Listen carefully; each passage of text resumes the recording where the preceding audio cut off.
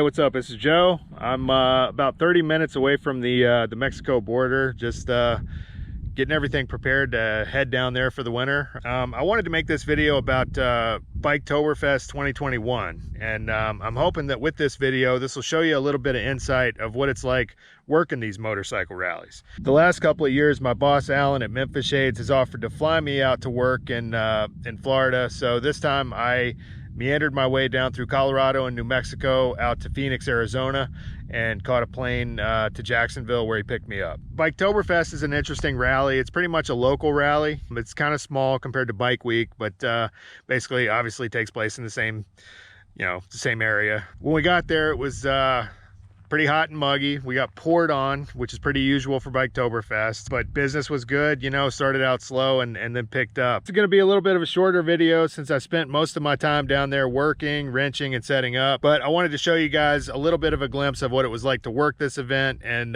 take you on a little bit of a tour of the stuff that I sort of interacted with while I was down there. So as always, if you like this video, please hit like and subscribe. And as usual, I've included a donate link in the drop box if you'd like to support this project.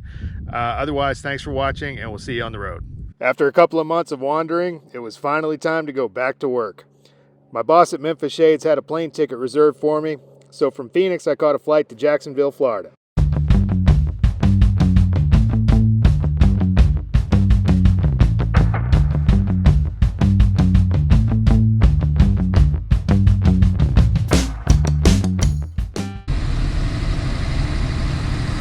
Alan, the owner, had just driven all the way from Memphis to Jacksonville where he picked me up at the airport.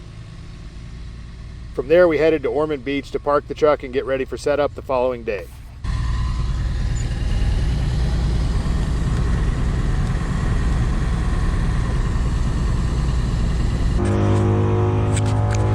Setup day, out here on the DMV lot at Destination Daytona, getting set up for Biketoberfest. The first day is always a setup day.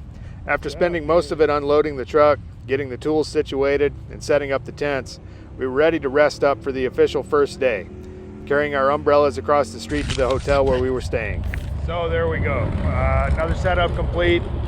Daytona Biketoberfest 21, ready to go.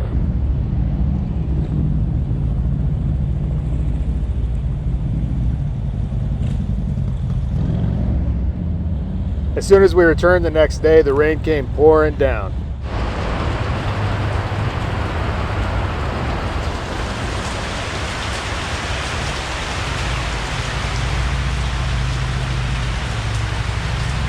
So it's Wednesday, we set up yesterday, all set up.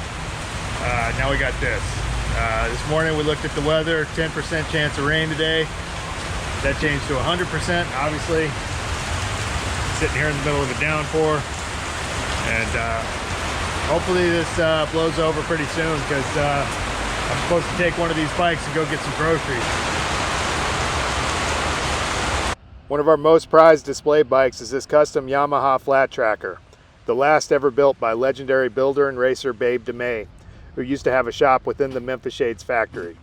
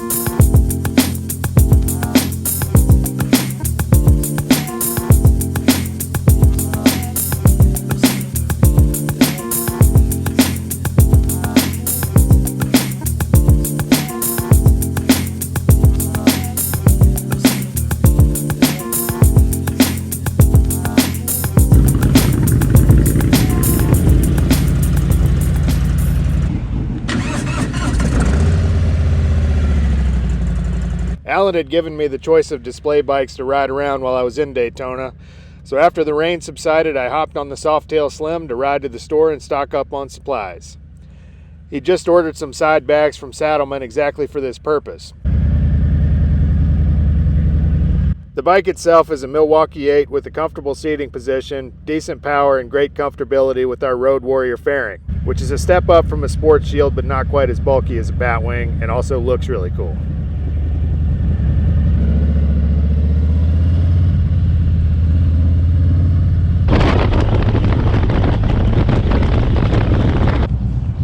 Borrowing this bike to go to the store, get some groceries, got lots of lean cuisines, and heading back.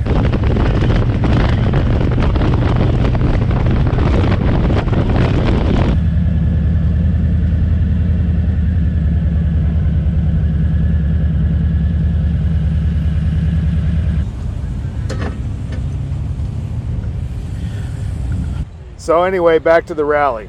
After a slow start the first couple of days, people started rolling in.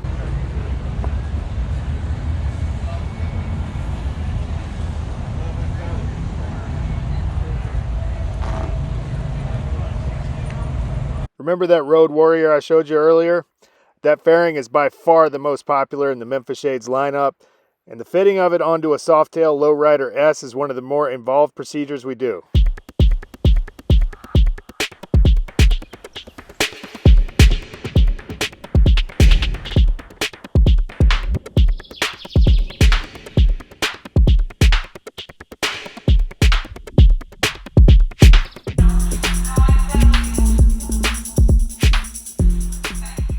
That's the stock fairing I took off.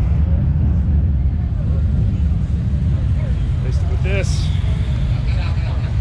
beautiful and ever popular Road Warrior. It's the headlight cowl, headlight extension block to bring it out flush with the fairing. Alright, so this will be mine tonight. My favorite out of the display bikes is this Street Bob. It's got a Bassani 2-in-1 exhaust, saddleman seat, T-bars, the whole deal. I got the whole saddleman seat, the whole setup, and everything. Looks like I'm ready. Maybe for my own TV show.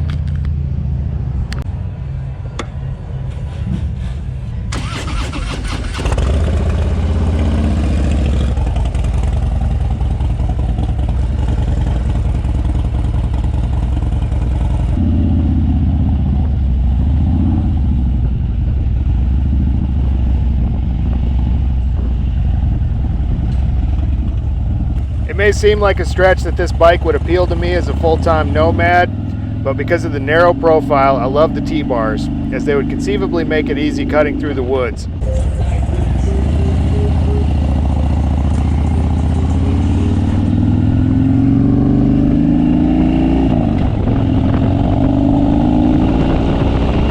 Another thing that really appeals to me about this bike is the extremely high power to weight ratio, and with the Bassani 2-in-1 just makes this thing a monster.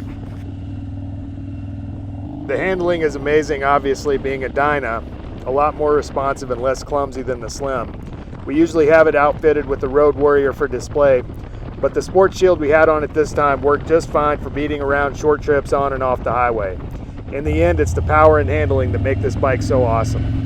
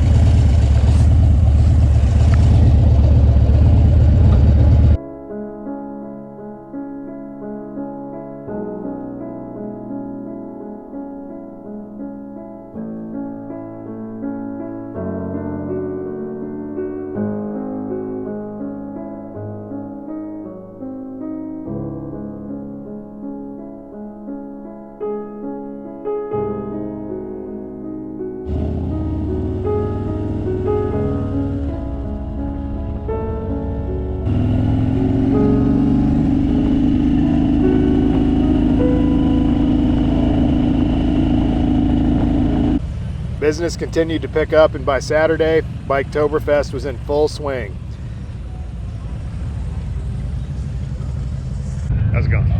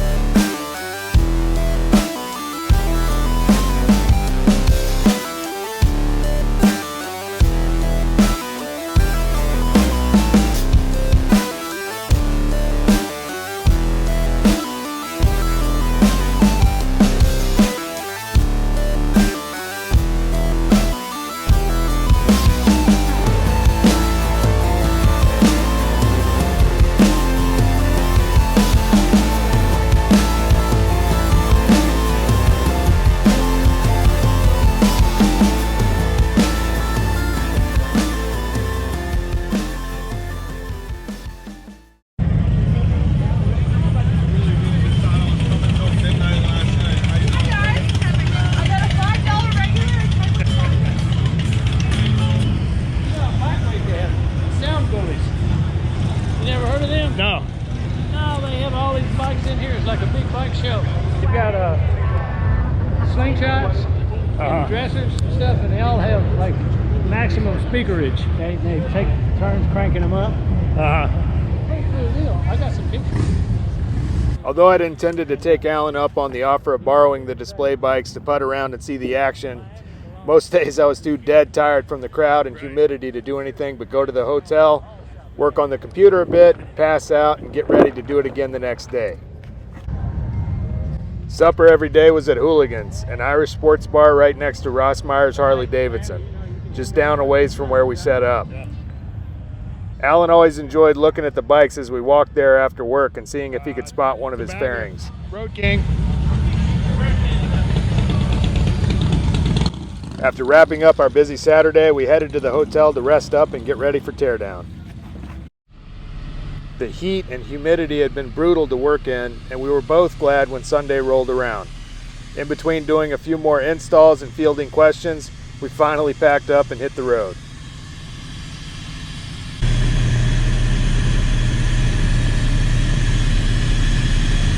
As we rode back to Jacksonville, I made a mental list of everything I was going to need before crossing back into Mexico.